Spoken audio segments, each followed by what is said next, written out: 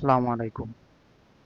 দর্শক, হোয়াইট হাউসে জরুরি বৈঠক করেছে আজকে ডোনাল্ড ট্রাম্প এবং মার্কিন যত এমপি মন্ত্রীরা আছেন তারা।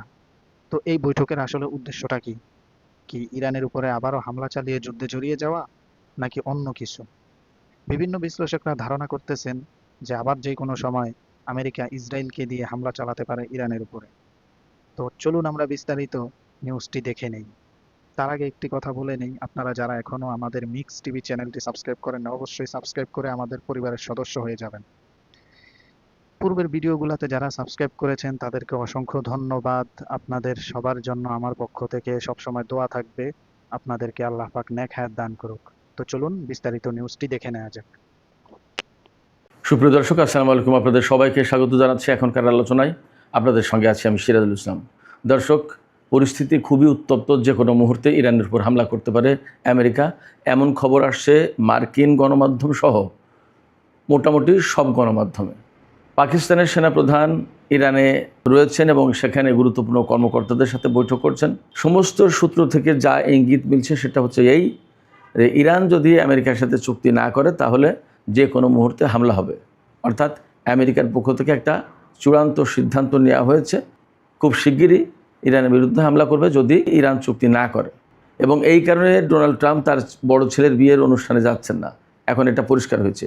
এদিকে মার্কিন গোয়েন্দা সংস্থার পরিচালক তুলসী গ্যাবার্ড পদত্যাগ করেছেন এবং রিপাবলিকান দলের ভেতরে ডোনাল্ড ট্রাম্পের অবস্থান ক্রমেই দুর্বল হচ্ছে এবং তিনি চাপের মুখে রয়েছেন। এই পরিস্থিতিতেও তিনি ইরানের বিরুদ্ধে হামলার ছক কষছেন। তাহলে এর পেছনে কলকাঠি নাড়ছে কে? সুপ্রিয় দর্শক, এইসব বিষয় নিয়েই এখন মূল আলোচনা করব। এর সাথে আরেকটি বিষয় যুক্ত থাকবে, সেটি হচ্ছে যে পাকিস্তানের প্রধানমন্ত্রী শাহবাজ শরীফ 4 দিনের সফরে আজকে পাকিস্তান থেকে চীনের উদ্দেশ্যে রওনা হয়েছেন। এই সফরে তিনি কি করবেন এই সমস্ত নিয়ে মোটামুটি একটা আলোচনা করার চেষ্টা করব। তো চলুন বিস্তারিত আলোচনায় চলে যাই। দর্শক, আলোচনা শুরুতেই একটা ছোট্ট খবর জানিয়ে রাখি।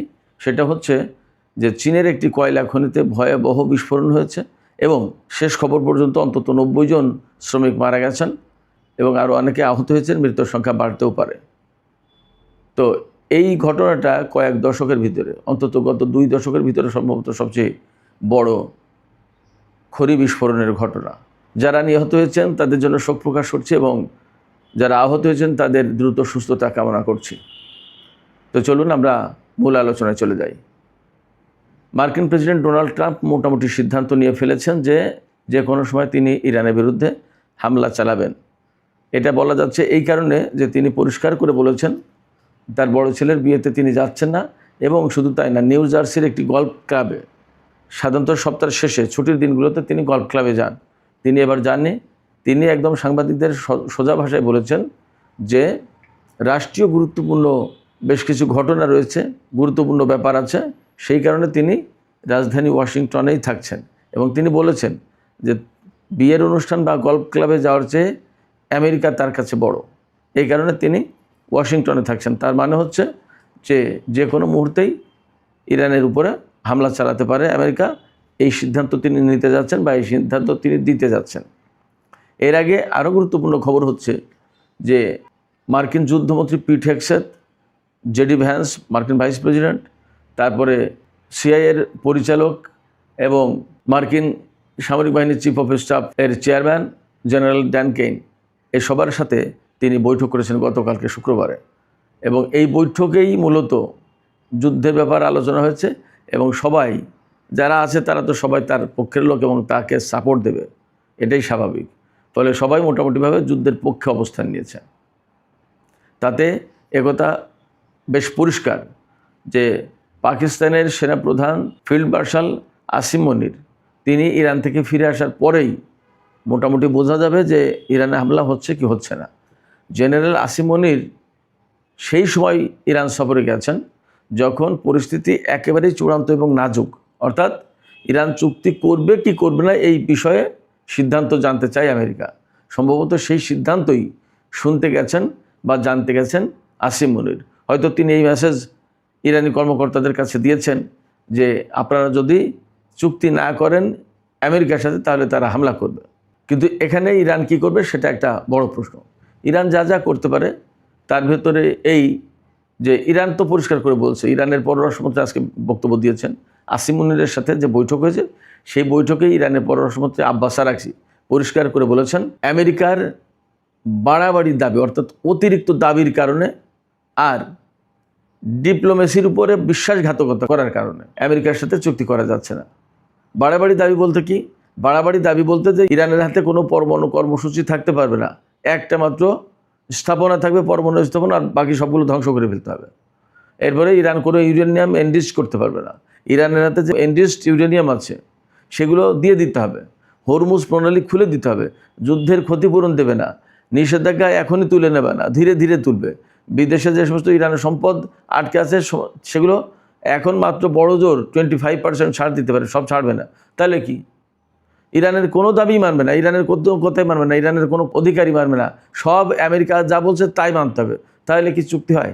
ইরানের পররাষ্ট্রমন্ত্রী আব্বাস আরাগচি এই কথাই বলছেন যে আমেরিকা অতিরিক্ত দাবি করছে, অর্থাৎ অনেক বেশি দাবি করছে, এত দাবি পূরণ করা ইরানের পক্ষে সম্ভব না।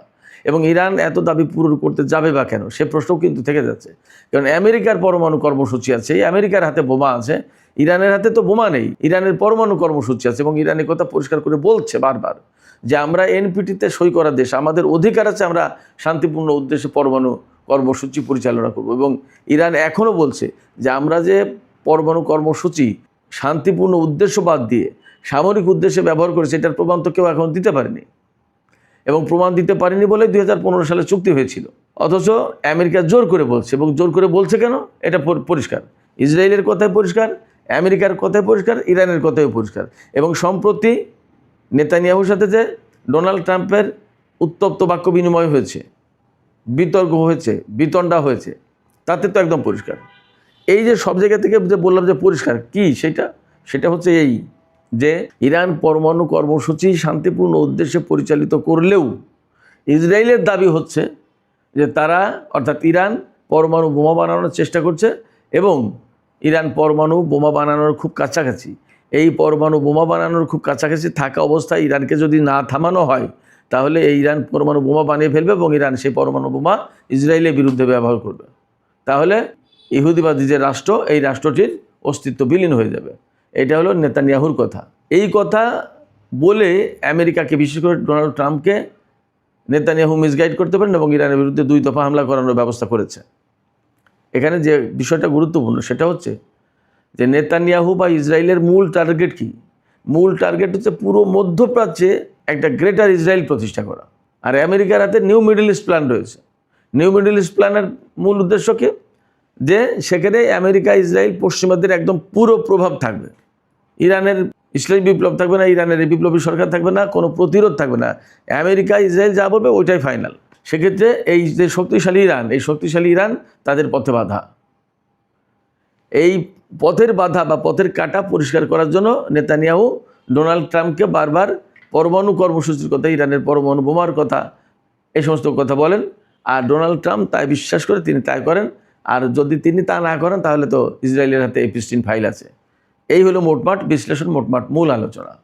সেক্ষেত্রে ডোনাল্ড ট্রাম্প এখন ইরানের বিরুদ্ধে হামলা করতে এক প্রকার বাধ্য, এর বাইরে যাওয়ার তার কোনো সাধ্য নেই। ডোনাল্ড ট্রাম্পের সাথে নেতানিয়াহুর হট টকিং হয়েছে, তর্ক বিতর্ক, উত্তপ্ত বাক্য বিনিময় হয়েছে, কিন্তু ডোনাল্ড ট্রাম্প ফাইনালি ইসরায়েলের প্রধানমন্ত্রীর কাছে আত্মসমর্পণ করতে বাধ্য। ইসরায়েলের প্রধানমন্ত্রীর কাছে তিনি এই কথা বলতে বাধ্য বা এই কথা শুনতে বাধ্য যে ঠিক আছে, কি বলছেন বলেন, আমি তাই করে দিচ্ছি। ব্যাপারটা এরকম। এখানে আমেরিকাকে কেন টানছে ইসরায়েল? ইসরায়েল ইরানকে একা হারাতে পারবে না। ইসরায়েলের এত সামরিক শক্তি নেই, বা সে তো ছোট একটা দেশ, কোনো মতেই ইরানের বিরুদ্ধে সে একা পারবে না। যার কারণে আমেরিকাকে ডেকে এনে আমেরিকাকে দিয়ে ইরানকে ক্ষতিগ্রস্ত করে দেওয়ার চেষ্টা। কিন্তু ইরান এখানে শক্তিশালী অবস্থানে। আমেরিকা যে যুদ্ধের যে প্রস্তুতি নিচ্ছে, এটার সব জায়গা থেকে ইঙ্গিত আছে। ছেলের বিয়ের অনুষ্ঠানে যাচ্ছে না, ডোনাল্ড ট্রাম্প তো বলেইছেন যে বিয়ের অনুষ্ঠান বা গল্ফ ক্লাবে যাওয়ার চেয়ে আমেরিকা আমার কাছে গুরুত্বপূর্ণ। আমেরিকা গুরুত্বপূর্ণ কেন? আমেরিকা কি ধ্বংস হয়ে যাচ্ছে এখন? তার মানে কি? এর মানে হচ্ছে যে তারা যুদ্ধ করতে যাচ্ছে।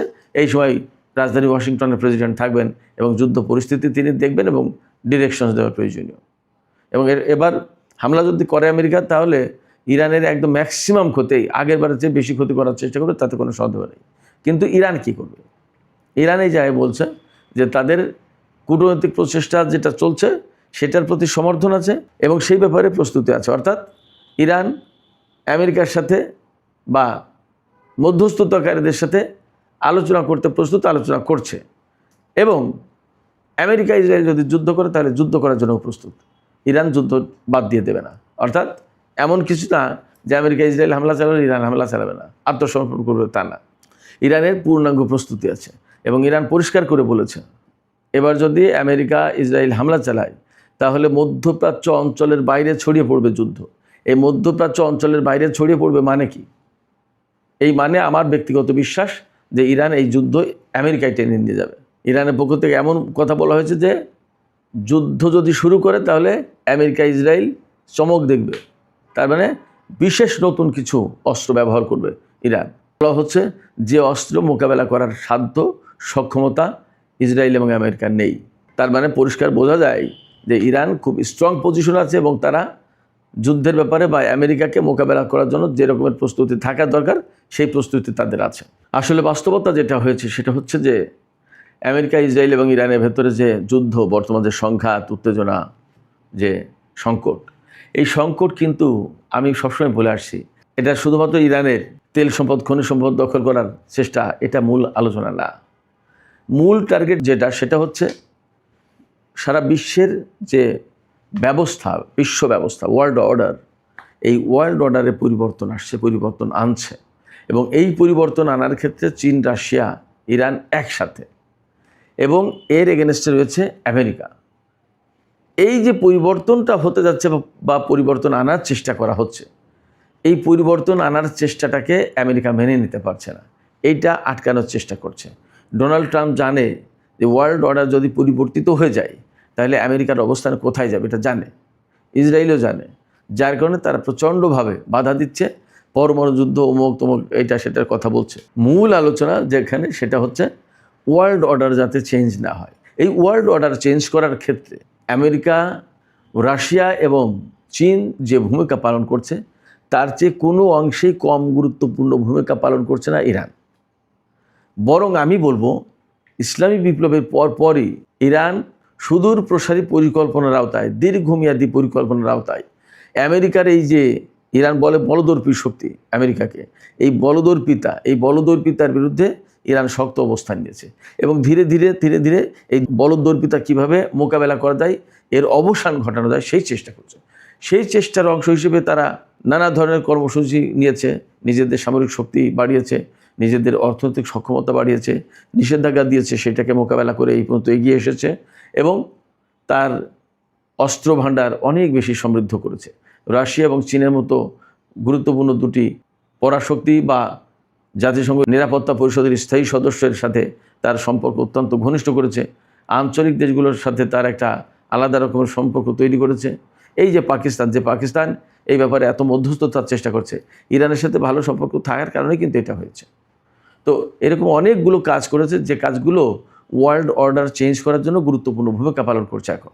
শুধু তাই না, এই ইরান সর্বপ্রথম ডলার বাদ দিয়ে অন্য মুদ্রায় লেনদেনের কথা বলেছে এবং সেই চেষ্টা তারাই করেছে। তারাই কিন্তু একসময় রাশিয়ার সাথে, চীনের সাথে, তুরস্কের সাথে, পাকিস্তানের সাথে ইরানি উদ্যোগ নিয়ে নিজেদের লোকাল কারেন্সিতে লেনদেনের ব্যবস্থা করেছে এবং ইরান, চীন এবং রাশিয়াকে অনেক আগে থেকেই প্রস্তাব দিয়েছে যে ডলার বাদ দিয়ে আসুন আমরা বিকল্প মুদ্রায় লেনদেন করি। এই চীন এবং রাশিয়া কিন্তু প্রথম থেকে রাজি হতো না। আস্তে আস্তে তারাও যখন নিষেধাজ্ঞার আওতায় পড়েছে, অনেক চাপে পড়েছে আমেরিকার কাছ থেকে অর্থনৈতিক বিষয়ে, তখন তারা আস্তে এখন এই ডলার বাদ দিয়ে নিজের মুদ্রায় লেনদেন করছে। চীন, রাশিয়া, ইরান, পাকিস্তান এই সমস্ত দেশের ভিতরে যে আন্তঃবাণিজ্য হয়, এমনকি ভারতের সাথে রাশিয়ার এই সমস্ত যে আন্তঃবাণিজ্য হয়, এই আন্তঃবাণিজ্যের 90% প্রায় ডলার এরিয়ায় লোকাল কারেন্সিতে লেনদেন হয়। আপনি চিন্তা করেন, অনেক বড় ব্যাপার।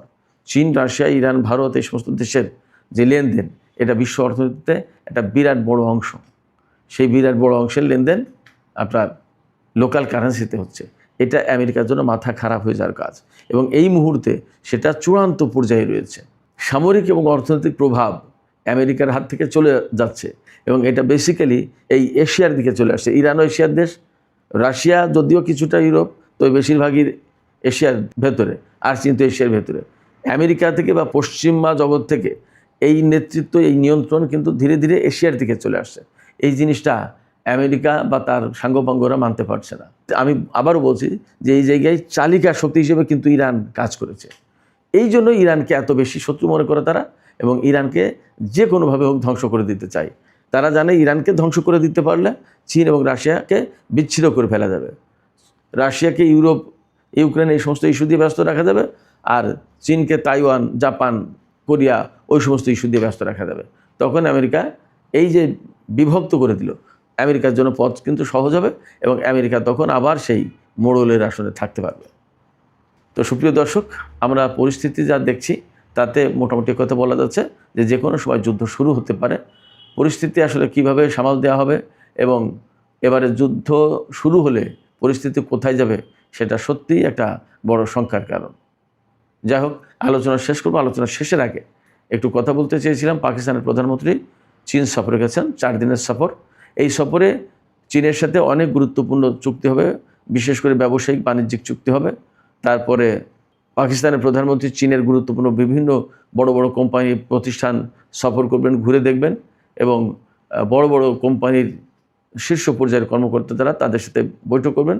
এছাড়া চীনা প্রেসিডেন্ট শি জিনপিং এবং প্রধানমন্ত্রী লি কিয়াং তাদের সাথেও বৈঠক হবে। এই সফরে তার সাথে রয়েছেন পাক পররাষ্ট্রমন্ত্রী ইশাকদার, তথ্যমন্ত্রী, তারপরে রয়েছেন প্রযুক্তিমন্ত্রী এবং আরও বেশ কিছু গুরুত্বপূর্ণ মন্ত্রী ও উপদেষ্টা। তো এই সফর সেই সময় অনুষ্ঠিত হচ্ছে যখন চীন এবং পাকিস্তান তাদের সম্পর্ক প্রতিষ্ঠার 75তম বার্ষিকী পালন করছে। এটা খুবই একটা গুরুত্বপূর্ণ ব্যাপার, এবং চীন পাকিস্তান দুই দেশই এই সম্পর্কে বলেছে যে এটা গভীর বন্ধুত্বের নিদর্শন। তারা ধীরে ধীরে দ্বিপক্ষীয় সম্পর্ক অনেক বেশি গভীর করতে পেরেছে, এবং এই ধরনের সম্পর্কে চীন এবং পাকিস্তান দুই দেশই অনেক বেশি খুশি। তো সুপ্রিয় দর্শক, আজকের আলোচনা এখানে শেষ করতে চাই। যাবার আগে আপনাদের কাছে প্রশ্ন করতে চাই বা আপনাদের মতামত জানতে চাই যে ডোনাল্ড ট্রাম্প যে অবস্থান নিয়েছেন এবং যে সমস্ত তৎপরতা চলছে, আবার এপাশে মধ্যস্থতার চেষ্টাও চালাচ্ছে পাকিস্তান, তাতে কি আপনাদের মনে হয় আসলে পাকিস্তানের মধ্যস্থতা একটা চুক্তি হতে পারে, নাকি যুদ্ধই চূড়ান্তভাবে শুরু হয়ে যাবে? এবং যদি যুদ্ধ চূড়ান্তভাবে শুরু হয় তাহলে মধ্যপ্রাচ্যের পরিস্থিতি এবার কী দাঁড়াবে বলে মনে করছেন আপনারা? আপনাদের মতামত জানিয়ে কমেন্টে লিখতে পারেন, আর ভিডিও ভালো লাগলে লাইক, কমেন্ট, শেয়ার করবেন এবং চ্যানেলটি সাবস্ক্রাইব করে সাথেই থাকবেন। দর্শক, এখনকার আলোচনা এখানেই শেষ করছি। আপনারা সবাই ভালো থাকুন। আল্লাহ হাফেজ। দর্শক, সম্পূর্ণ নিউজটি দেখলেন, অবশ্য অনেক কিছু বুঝতে পারছেন, জানতে পারছেন। তো আপনাদের মূল্যবান মতামত কমেন্টে জানিয়ে দেবেন। তো সবাই ভালো থাকবেন, সুস্থ থাকবেন, চোখ রাখুন পরবর্তী নিউজের জন্য। তো সবাইকে ধন্যবাদ।